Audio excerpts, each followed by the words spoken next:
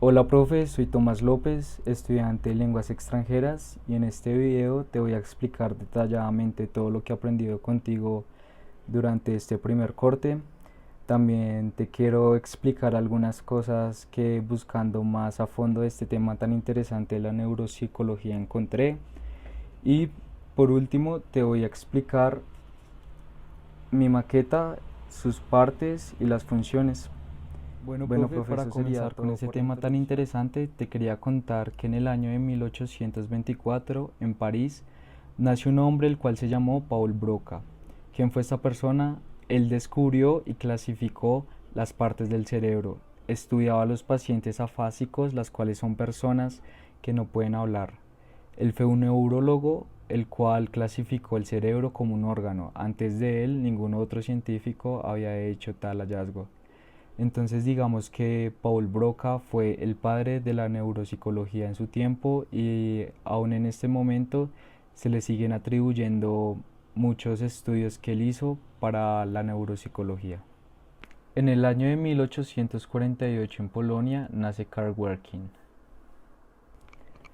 Fue un psiquiatra que junto con Broca fueron los padres de la neuropsicología. Él describió la fascia sensorial, la cual era la imposibilidad de poder comprender un lenguaje hablado o escrito.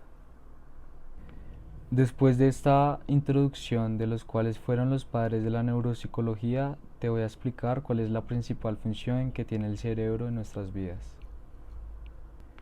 La principal función del cerebro es la de mantener vivo el organismo para interactuar con el entorno.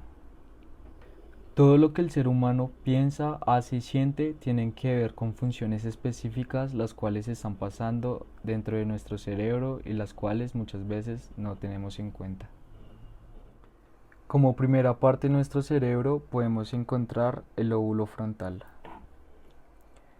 Esta parte de nuestro cerebro es la encargada de la solución de problemas, la del pensamiento creativo, el juicio, el intelecto, la atención, comportamiento, movimientos coordinados y por último y más importante nuestra personalidad. En segunda parte podemos observar lo que es el lóbulo parietal, el cual es el encargado de la orientación, el cálculo y todo movimiento que haga nuestro cuerpo. Como tercera parte de nuestro cerebro encontramos lo que es el lóbulo temporal, el cual es el encargado de la memoria visual y auditiva, la comprensión del habla y el comportamiento de nuestro lenguaje. En la parte posterior de nuestro cerebro encontramos el lóbulo occipital, el cual es el encargado de nuestra visión en nuestro sistema. En la parte inferior posterior encontramos lo que viene siendo el cerebelo.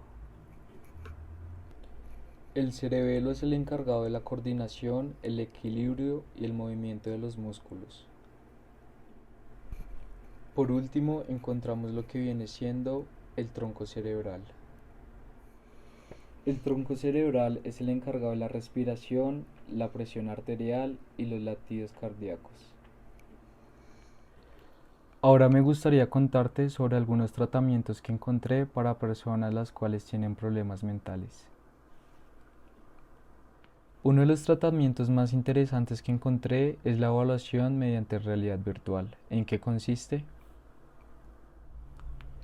Con la ayuda de equipos y programas computacionales, las cuales crean interacciones simultáneas y ambientes que le brinden al paciente una sensación similar a la de la realidad. Todo esto sin poner en riesgo su seguridad debido a las alteraciones cerebrales.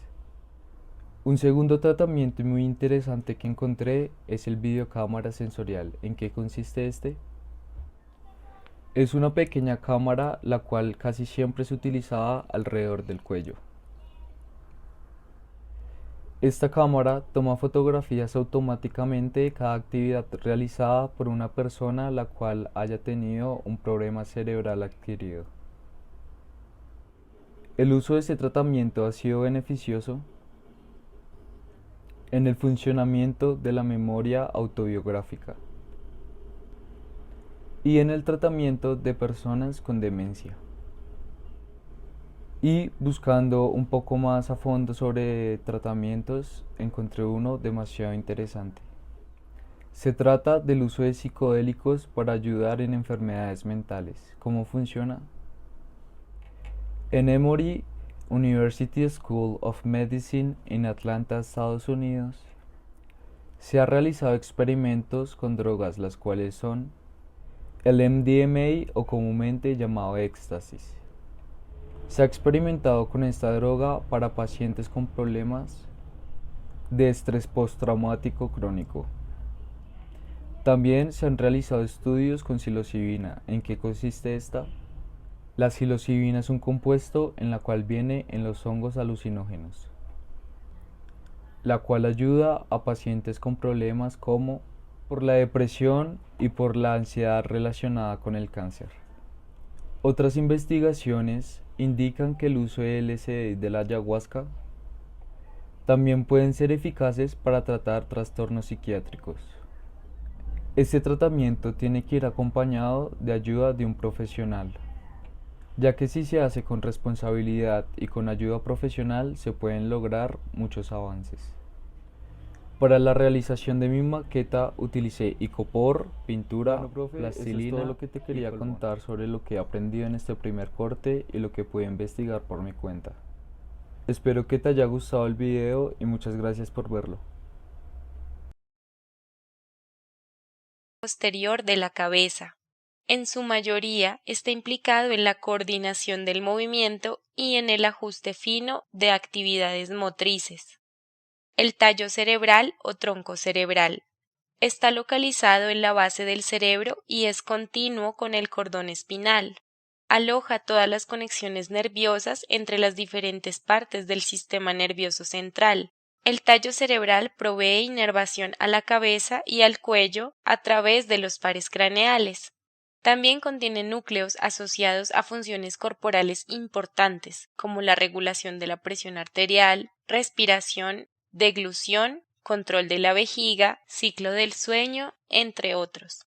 En la parte superior del tronco cerebral, y a veces clasificado como parte de él, está el diencéfalo. Los principales componentes del diencéfalo son el tálamo. El tálamo sirve como una puerta de entrada retransmitiendo señales sensoriales que se originan en todo el cuerpo hacia la corteza cerebral. También está involucrado en funciones emocionales y de la memoria. El hipotálamo. El hipotálamo es el principal centro de control del sistema nervioso autónomo y juega un papel esencial en la regulación homeostática. El hipotálamo conecta el sistema nervioso con el sistema endocrino a través de la glándula pituitaria. También contiene núcleos involucrados en la regulación de la temperatura corporal, la ingesta de comida y agua, ciclo del sueño y vigilia, memoria y comportamiento emocional. El cerebro consiste de dos hemisferios cerebrales. El hemisferio izquierdo controla la mitad derecha del cuerpo. El hemisferio derecho controla la mitad izquierda del cuerpo. Los dos hemisferios están separados por un surco profundo llamado la fisura longitudinal. Cada hemisferio tiene un número de pliegues llamados giros, separados por surcos o cisuras. Una referencia importante es el surco central. El cerebro tiene 4 lóbulos principales. El lóbulo frontal está situado anterior al surco central. Está asociado principalmente con las funciones motoras voluntarias, planeación, motivación, emoción y juicio social. Posterior al surco central está el lóbulo parietal.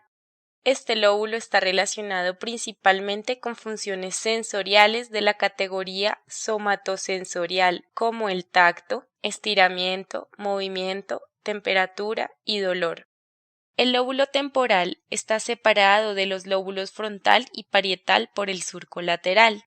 El lóbulo temporal está asociado con la audición, aprendizaje, memoria visual y lenguaje. El lóbulo occipital está situado en la parte trasera del cerebro. Este es el centro de procesamiento visual del cerebro. A primera vista, los dos hemisferios lucen idénticos, pero las investigaciones han encontrado un número de diferencias entre ellos. Esto se llama lateralización de la función cerebral. Por ejemplo, las áreas de formación del lenguaje, Las áreas de Wernicke y Broca usualmente están localizadas en el hemisferio izquierdo de las personas diestras. Lesiones en estas áreas resultan en déficits de la comprensión del lenguaje o trastornos del habla. Las áreas correspondientes en el hemisferio derecho son las responsables por el aspecto emocional del lenguaje. Lesiones en estas áreas no afectan la comprensión o formación del lenguaje, pero resultan en falta de emoción en el habla y en inhabilidad para entender emociones detrás del diálogo, como el sarcasmo o un chiste.